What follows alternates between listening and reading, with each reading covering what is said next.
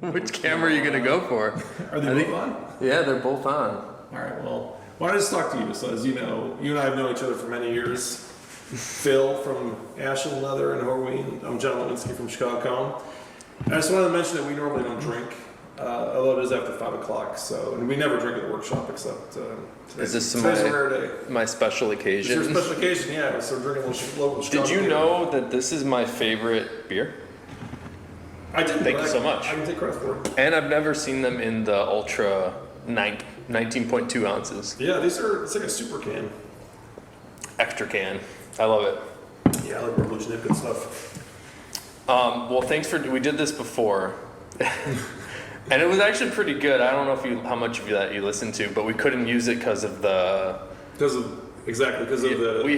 in the background. Yeah, we were at a bar last time, and there was Beyonce playing the whole time, and I couldn't use it for copyright reasons. So thank you for doing it again. It sucks that we don't have Ted, and Dan and Matt here. Yeah, because that was fun. But this will have to do. Yeah, I'm sure we'll have a good quality discussion. I appreciate you interviewing me again. That was a fun time at the bar. It's a shame we couldn't use that, but I'm sure we can cover all the same stuff here today. Yeah, for sure. You know, I actually want to give you, this is a gift that you probably saw, and we're like, what is that? So this is a book. Thank you very much. It's called Wabi Sabi. Yeah. Check it out. I think it's fascinating. It's interesting. It's a Japanese, I think it's a philosophy, but the gist of it is it's about seeing the beauty in handcrafted sort of things that aren't perfect, and there's something to be said for something that's not perfect and the beauty inside of that. So I think it's really great, and awesome. For me it symbolizes a lot of stuff that I like in the world. Yeah.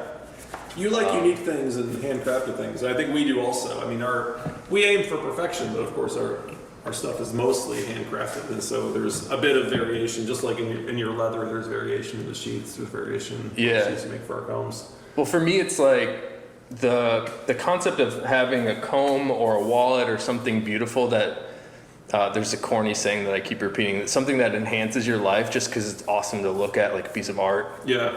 But there's you can add to that satisfaction by knowing sort of the story behind it. And that's why I'm here today too. Yeah. I want to know more about it. Yeah, I think we're all about, as I think, Ashland and Horween are all about the quality, but also all about a story and knowing where something comes from and who makes it. We got our start. I used to work as a lawyer. I was a partner in a Chicago law firm, and Ted worked at a big internet company as a marketing executive. And we just had this idea we talked for years. I've known Ted since we were in junior high. We talked for years about just making something like a physical product, because we spent so many years, doing the typical downtown office job where you spend your whole day on conference calls and emails and this and that, which is fine, but then you have nothing to show for it really at the end of the day. It's just like a lot of time spent on kind of busy work. So we were thinking, what can we make? Let's make something someday. And at the same time, I actually bought a condominium on Lakeshore Drive, and the condo was from the 1960s, the mid 60s, and it had been never redone since it was made 50 years earlier. And Ted was there one time. I was showing it to him, and we were just amazed at how well the stuff was made. A lot of it was made in Chicago, actually. Like the curtain rods were solid wood with these really thick metal components on the ends, and made in Chicago. Do you happen to know the build date, or roughly the year? The build date of the building? I think it was 1963, 65, cool.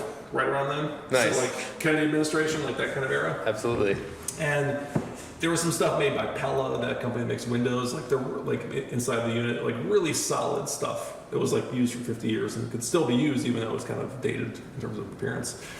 So we're like, man, let's, why don't we make something? What are we going to make? So we thought long and hard, and we thought about different things. And we thought, it's hard to make something that uses a lot of components. Let's say an automobile, like a Tesla, for example. Right, you make Tesla. You need a lot of capital to make a Tesla. You need a lot of parts and a lot of designers and people. So we thought, let's go a little bit simpler. Let's make something that's a one-piece item as opposed to a multi-piece item with many parts.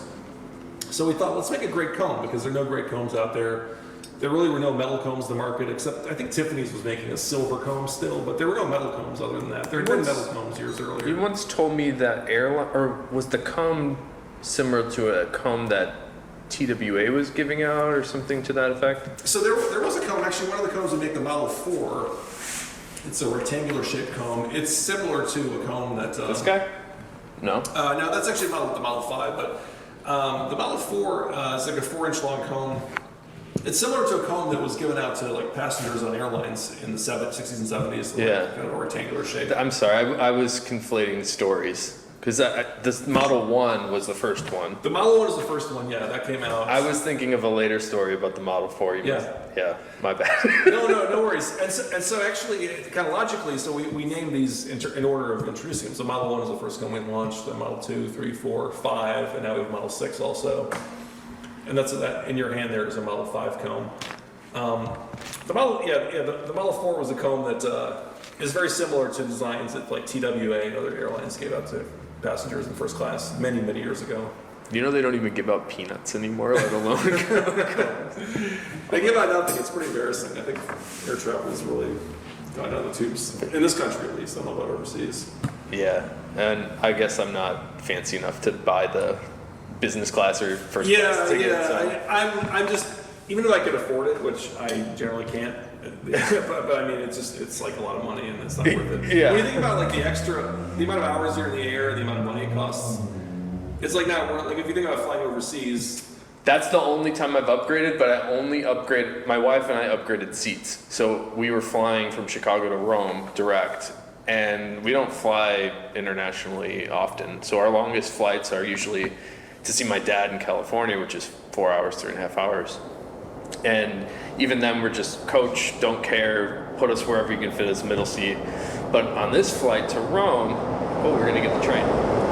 Here, the famous Lake Street Owl, built in the 1890s, it's still never soundproofed. You know what, on that topic, the train that's in front of here reminds me, this is bizarre, do you remember the video game Cruisin' USA?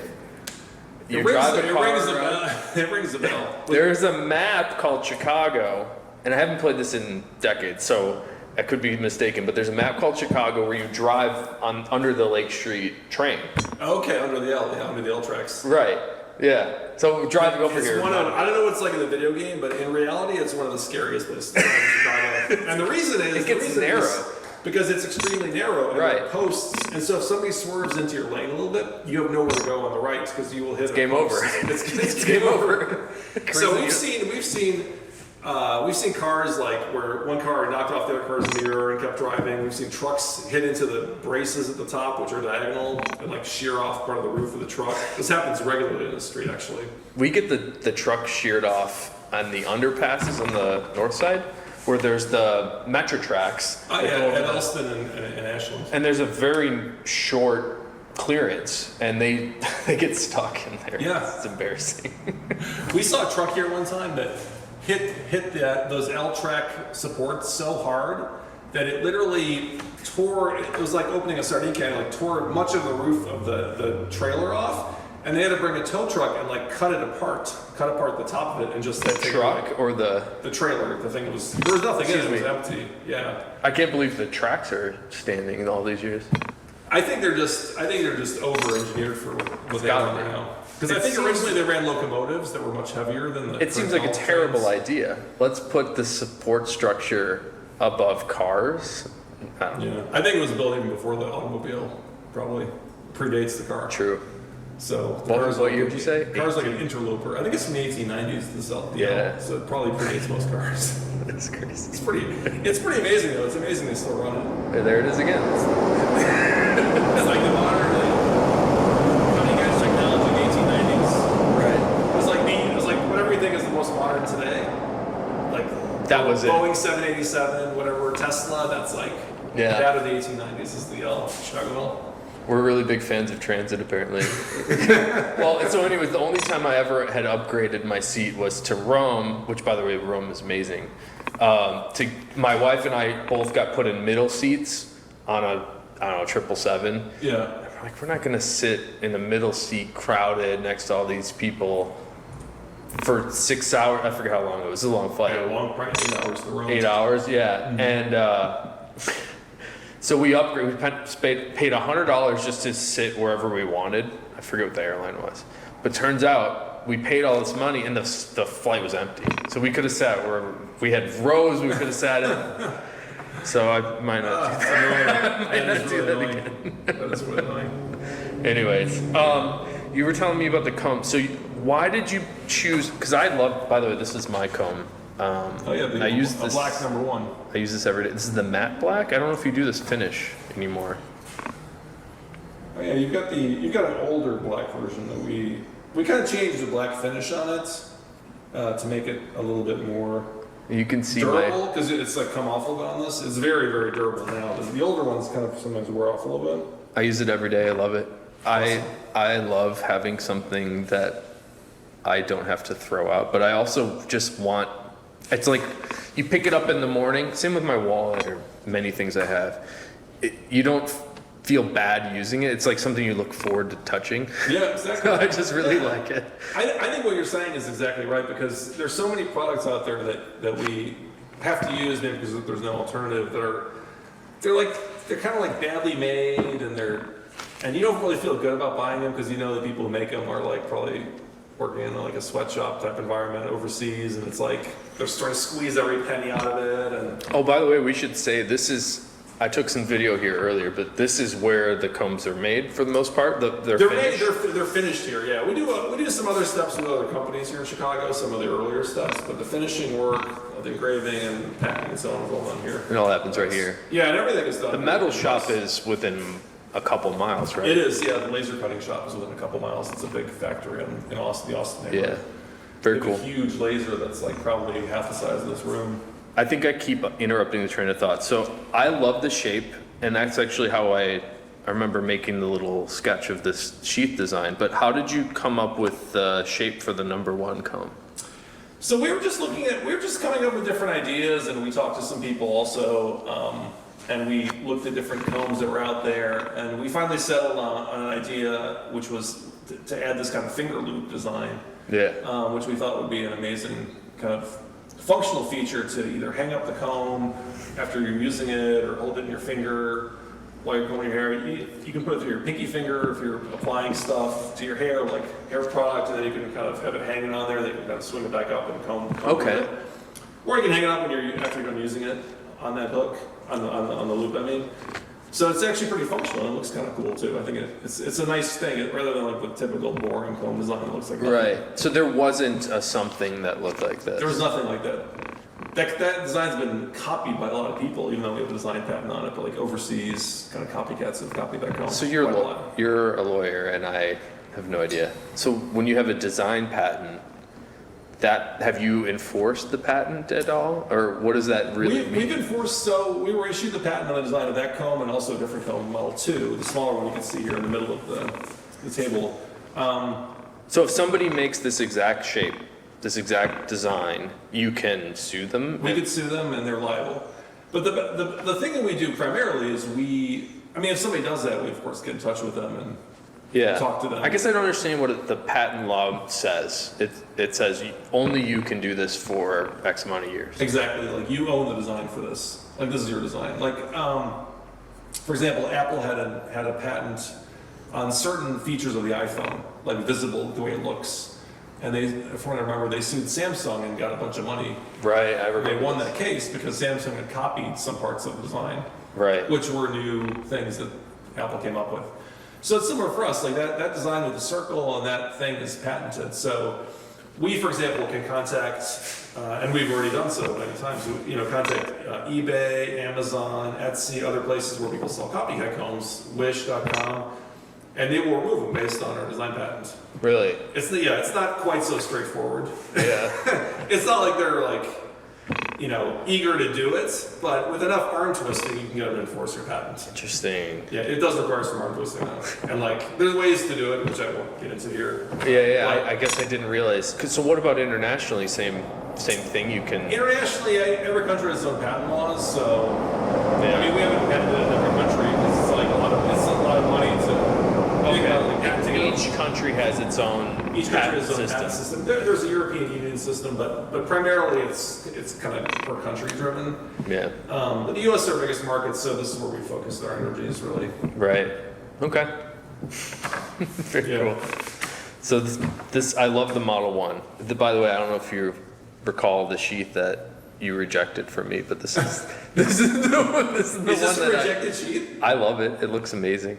I use it every day. I think that's I've traveled with it, and Oh, this is one of the old. See, you guys. it does have like a little bit of an open scar on that animal. There was a scar. I think it's on the other side. Is that what it was? On the top Oh, the here. scratch. Yeah, But I think- like a little thing. It's a little wabi sabi on there. It's is a little wabi-sabi. natural. I kind of like it. I like wabi sabi. I think most of our customers do too, and some of them they ask like, "How come this this English tan sheath has And I explain to them it's made differently. It's not like a plastic tech leather that's like completely drowned in like pigments and paint. I mean, it's like more natural. It's like from the way it originally was. I hadn't thought about this till now. I think there's a disconnect in American culture where we don't think about the animal as much.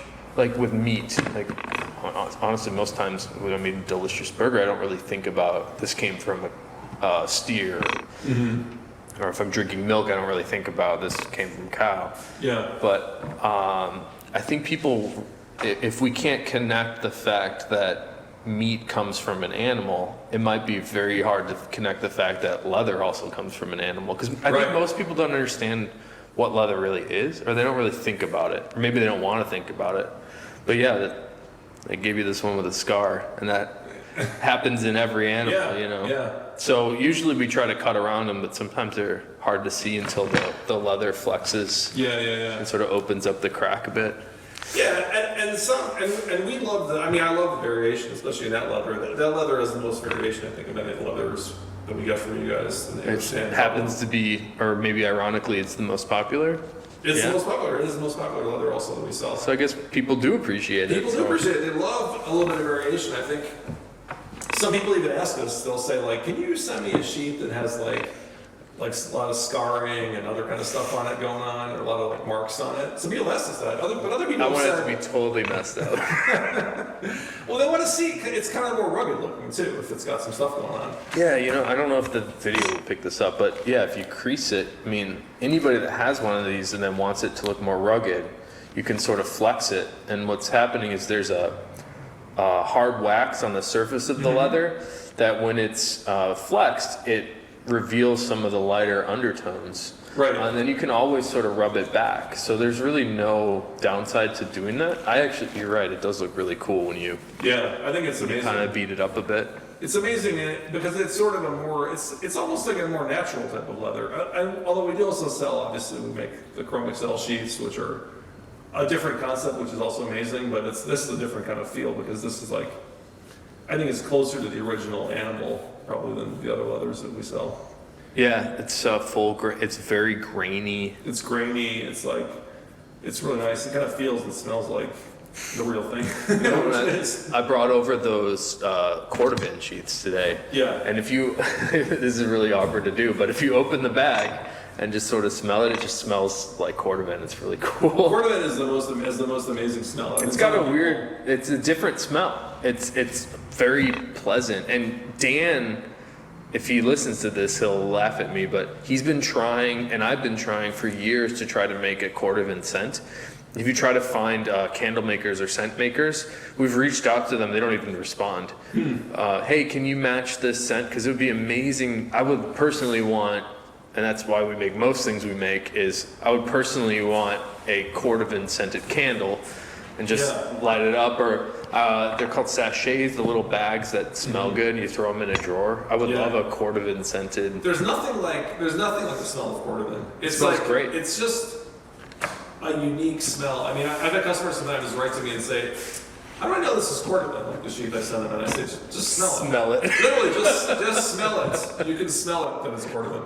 Cordovan is such a distinctive smell, and it's nothing like the other, the cowhide-based leathers that we sell, like Latigos and Dublins and those are all they all have different smells. Interestingly, I have Cordovan from all of the other Cordovan producers. Horween's far and away the best one, and I'll show you them next time you're around. But if you smell the other ones, they just smell bad. They smell chemically and awful. Yeah. They just smell musky. It smells terrible. The Horween stuff just has like a, I don't know how to describe it. it. Natural, earthy kind of smell. Yeah. Which is really, and it's really amazing. Probably what they're doing is they're just doing, like our competitors also, they just take shortcuts because they don't want to spend the time. I mean, I've seen the process of exactly 6 months. I've seen the process of you guys making right. it. I mean, I've seen it. You give me a tour and so on. And at Horween, I mean, it's amazing. You see the machinery. It's like 100 years old. The no guys big have deal. been there for decades. They're 100 years old. They're like the original employees when it was opened. Been there since 1905. Yeah, seemingly. But I mean, that's, you guys over there make it the way it's supposed to be made. Yeah, it's and pretty other people cool. are just making it because they want to sell it, because they want to make money, but they're not as worried about, the finished. And we have competitors too that copy our stuff in other countries, and I mean the quality is just junk. I mean, it's not nice.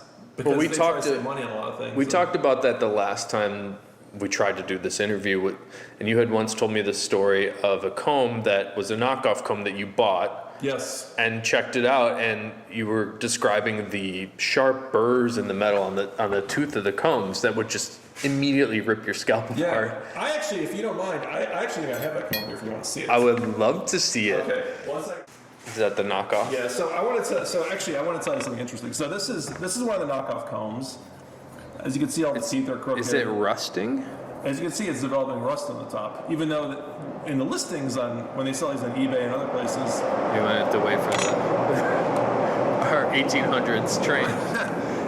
when they sell these things on eBay, or they used to sell them on eBay and other places, they would claim that they're made of stainless steel, or they claim they're made of titanium. And this comb is actually rusting. This copycat comb, this is EDC gear on it. So with all the crooked teeth. And if you check out the teeth, just feel how sharp they are. Teach me about metallurgy. So stainless means doesn't rust. Stainless means there are different grades of stainless. It means it doesn't rust in like a normal environment that we're in. In a situation like if you throw it in the ocean over like a long period of time, it might rust. And even stainless steel can develop corrosion. But in a normal situation, like the way we use combs, like our stainless steel combs, they will never rust. I'm they're made of laughing. good quality U.S. stainless steel. I'm so sorry I wasn't even listening to you because I was so distracted. I'll get a photo of this when we're done, but the teeth, the first thing that strikes me is how uneven the spacing between the teeth are. Maybe it's because it's bending or something. They're all uneven. And they're all different sizes almost. They're different sizes. They're made, I don't think they're even cut with a laser. I think they're cut with a cheaper Like a machine called a saw. water jet. Yeah. Which is not as precise. If you feel the tips of the teeth, though, this is like really what bothers me. Just feel how sharp these are. Yeah. You want to run this across your head. These combs here are not polished. Yeah, like the where's ones- mine? I'll show you one. This is one of ours that's already been. Feel this. This is the comb that we've finished. So kind Yeah. of over it this way, you can feel it's completely rounded and smooth. Where's You feel this guy here. Yeah, here's mine from years ago. Yeah. I mean, it's a completely different. Yeah, so they didn't, if this is unfinished, then they basically didn't do any of that. They didn't do it. And that's the hard part. They didn't do it. Yeah, it's the hard part. It's part of the hard part. But they didn't do any of it. These are all so uneven. Okay, I'm gonna not look at it anymore. I'll take a Yeah. photo of that later. Yeah, that's. I kept that just to show people because it looks like our comb, but it's just like it's like going to New York and buying like a fake Louis Vuitton handbag. They obviously bought your comb, and it's dimensionally it's the pretty same much the amount same. of tines, just uneven and sharp. The thing is, that comb, you can buy those copycat knockoff combs for like a couple dollars. It's amazing how cheap they are. Like you couldn't even get the metal for that much? But it's not, well, obviously because we use better material and we actually polish them properly. Of That's course ours cost more, but it's not even a value to buy it for $2. It's not even worth $2. Yeah. Like if you're gonna buy a $2 comb, just go get a plastic comb at Walgreens. Don't get a metal comb that's gonna rip your hair out and like damage your scalp. Don't even just go to get whatever Ace, whatever the brand is. Just get that one. That's not even the value for $2. Yeah. It's at $2 is overpriced. It actually has like no value because it's not functional. You can't use it properly. Yeah. That's my opinion on it anyway. But I think anyway, if somebody doesn't agree, they should buy one and test it out. I can't believe that's rusting and you haven't used it. I mean, because mine's just covered in water all the time, Ours totally fine. We use 304 grade stainless steel, which is like a high quality stainless that has like quite a lot of chromium and nickel in it, which prevents it from rusting. And that's why they never rust. We never had anyone say, oh, one of your combs rusted on me. Right. No one's ever said, I even had a little rust spot. We've never had any issue like that with any of our combs. And that It's one comb, I had full of one rust. copycat comb, it's rusting. It's full of rust. Yeah, the The whole top thing. of it. Yeah.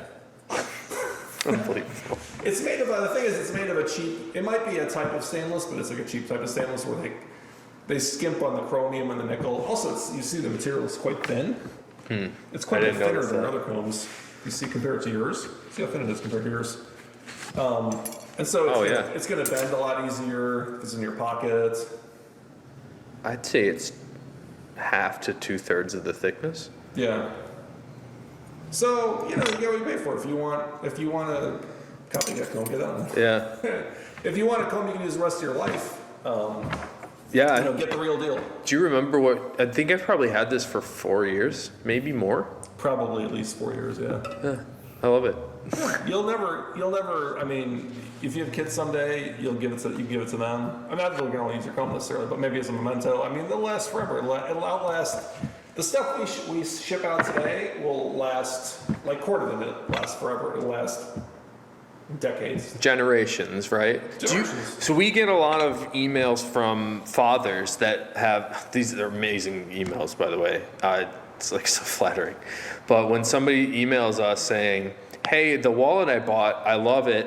I want another identical one. My son was just born. I'm going to give this to him on his 18th birthday. He's going to hold it for 18 years, have an identical wallet for his son. It's amazing. Do you get, I mean, it's so flattering. Yeah. Do you guys get generational sorts of business like that? We get lots of business from people, like, for example, dads who want to get like combs for their sons. Right. So like the dad and the son all have combs.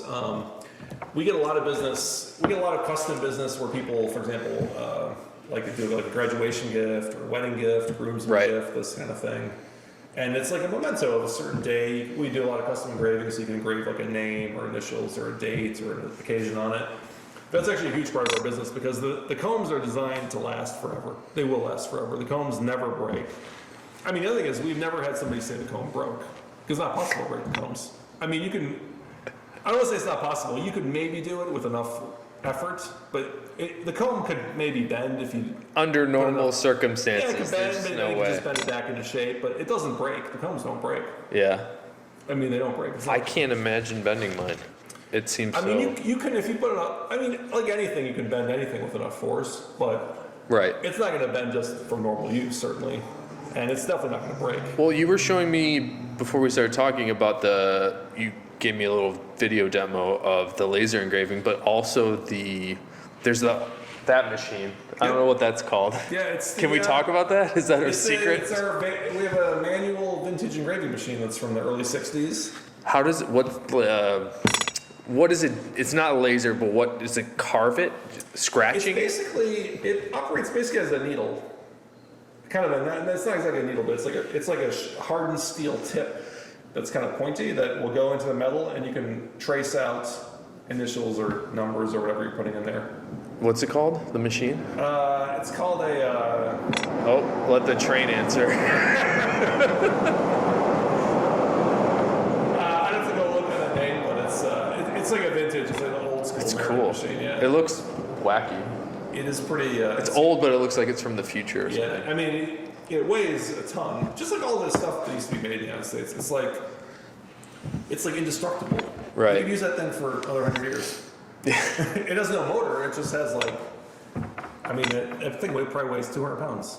I mean, it's unbelievable how heavy it is. It's like completely over-engineered. It's like amazing. It's like the same people that build like the moon rockets and like the Sherman tanks and all that stuff. They're building other things too. It wasn't... And they're just built like this thing here. I got this thing here. My dad actually had this. I mean, look how solid this thing is. It's like a level to make sure something is straight. I mean, look how solid this thing is. It's cast It's iron. made somewhere in Massachusetts. I mean, look at that. It's like probably 50. It's beautiful too, right? Beautiful. I mean, look how thick it is. I mean, you could drop this thing out of an airplane. You could still use it when it lands. You probably go buy a new one. You could use it for 6 months or a year, or 2 years. It'll break. I love this. You drop it, it'll break. This thing, you drop it, it'll never break. It's completely indestructible. It's so cool. Yeah. Has he had that through his childhood? Yeah. My dad. I think my dad was an engineer, so he got this somewhere. I don't even know where. Still has a liquid in the little finger. So even picking up that, there's some odd satisfaction you get. I don't know what it is. I think it's that sort of wabi-sabi thing almost. And it's kind of all messed up and like it just looks old and kind of beat up. Yeah. I love it. It's old and beat up, but it's like still, like a lot of things in Japan are like very old but still used. And that's like kind of this concept here also. It's old but still used because it was well made the first time.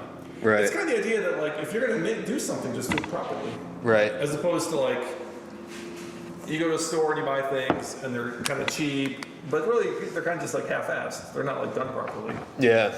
And so people are like, oh, okay, well that's cool. That thing is really cheap, so I'm gonna buy it. And then it breaks, and they just buy a new one, and they throw the old one. It's like a culture of like wasting things. Like it's not done the first time correctly, and they have to throw it out and buy a new one. So, gosh, I that topic fascinates me because at the tannery we receive environmental audits, and they're measuring how much water, electricity, whatever are you using per square foot of leather that you produce. Yeah. And we're not the greatest for that because we take 6 months to make the stuff, and Yeah. that wasn't a consideration when these formulations were made 100 years ago. So it was more about let's make the thing great. But the most important part of this discussion or this topic is the longevity of the product. So I don't care how much water you use to make something. I don't care how much electricity you use to make something.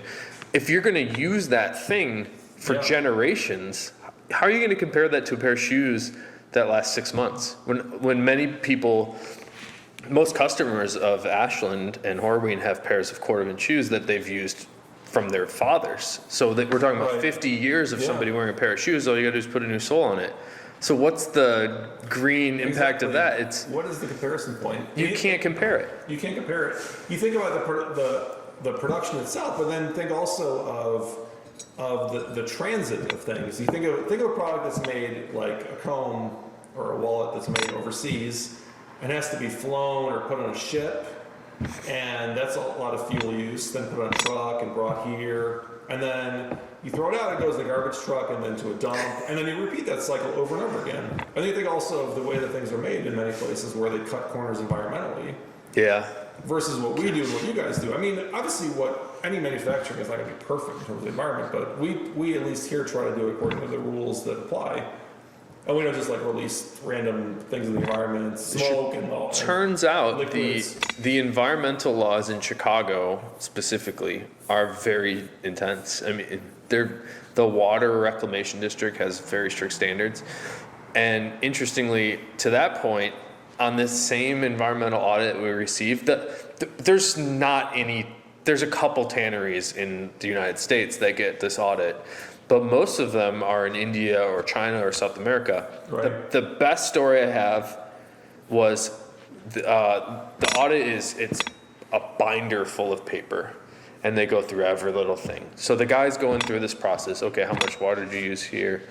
How much electricity have you used here? Did you use any gas? How much leather to make, etc. And they go through the whole binder.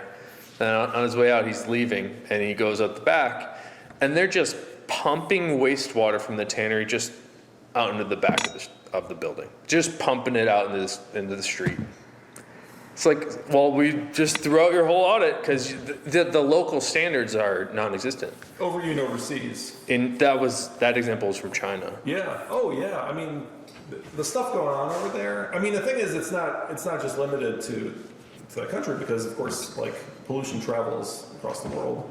Yeah, but if I you're mean, pumping wastewater, sewage, the whole rivers, they're dead. Yeah. Kind of like maybe what we had like 100 years ago, maybe even worse than what we had.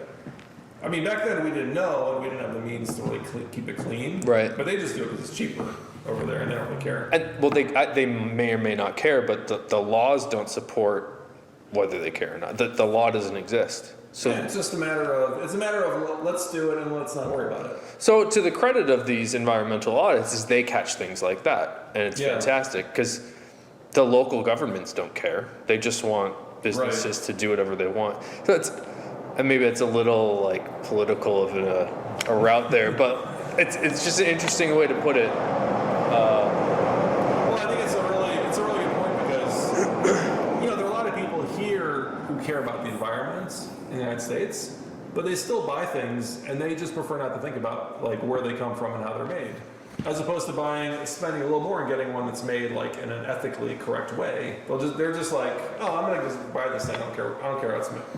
You know, I'm gonna buy this handbag that's made in China, leather handbag, and But I in don't care fairness, how the leather's made. That doesn't even like factor into their thinking on it. well, why should, to play devil's advocate, why should it? Because there's the brand, whoever is making that bag is not going to advertise that they're doing some sort of shady stuff. They're trying to buy the cheapest possible thing. Yeah, exactly. I mean, they're just and people don't know to think about that, really. I mean, my wife is really into grass-fed beef, and it's definitely, for me, like, the only argument is, does it taste better? And the answer is yes, it It does taste better. It tastes way better. But beef too. But I would have never known about that unless people started talking about it. And I think it's the same way with leather. I don't know much about metal, but I don't think people really talk about where the stuff comes from. I mean, the metal, the metal for our combs, the titanium and the stainless steel is made in the U.S. It comes from U.S. mills. So they make it according to U.S. environmental standards. You know, the exact details of how it's made, you could probably look up on YouTube and see like how is steel made and how is titanium made into sheets and form and so on. So we're not involved in that part of the process, but our value is to get the U.S. made stuff and not the overseas. We don't use any overseas material in any of our stuff. Even the packaging is all made in the U.S. The paper's made in the U.S. The metal from combs and the carbon fiber is made in the U.S. You and I are such small-time people, like the whole tariff chat going on right now. I actually hadn't thought about this until you just brought it up. But that doesn't affect your combs, or does it? Because they're talking about taxing steel or putting a tariff on steel. You would think it wouldn't have any effect. I don't know if it really has much effect. I mean, I think the U.S. mills have raised their prices a little bit for steel. That's at least what our supplier has told us. Within the last couple months? Yeah, because now the tariff has given them room to raise prices a little bit. So I don't know how I feel about that, but the cost of like the raw steel, stainless steel as an input into our process is not like that high.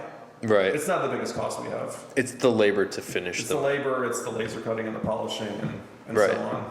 Yeah. So it's part of the cost for sure, but we don't use, I mean, you imagine like an automobile, how much steel you use in a car.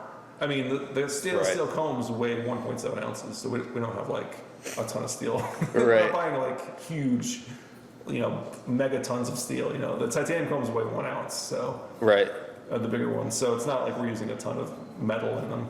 So it has some effect. And we also heard that for example, from a Russian distributor,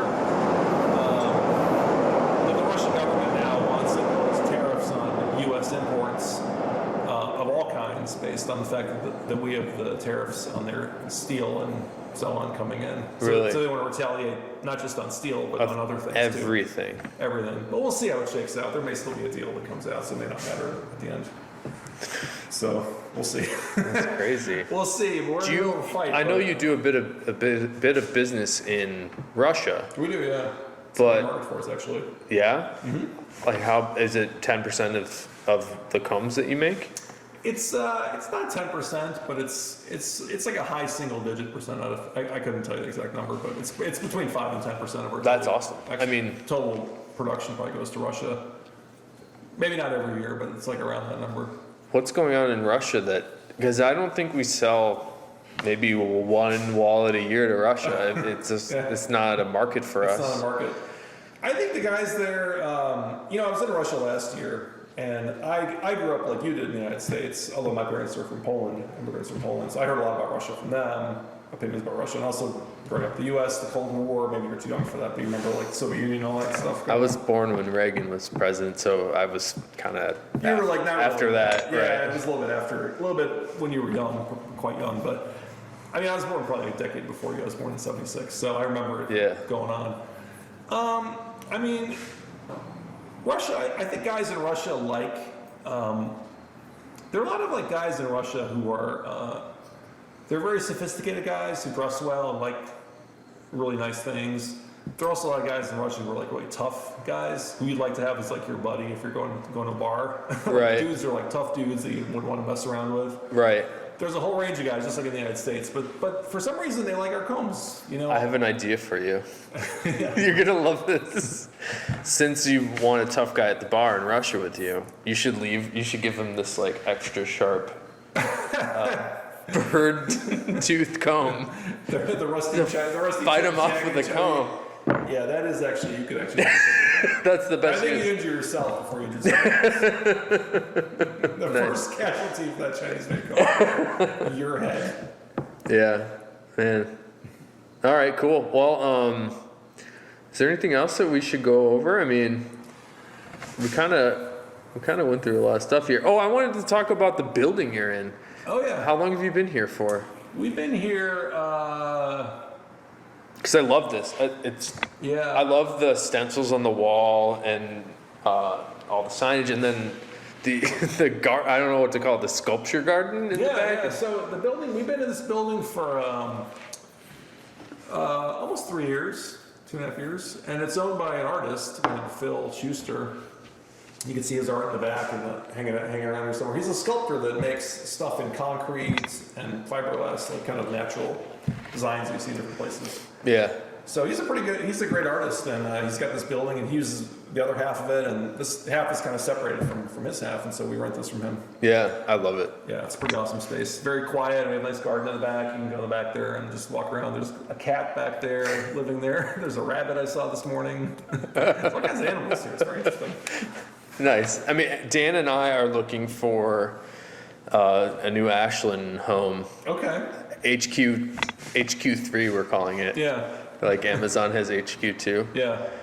This would be the 4th location for Ashland. But anyways, it's hard to find a good space, and let alone a space that has very cool, like I love the ducts that you have. Yeah. And the brick and all that stuff. It's just a good space. Yeah. It's a good spot. It's a very nice spot.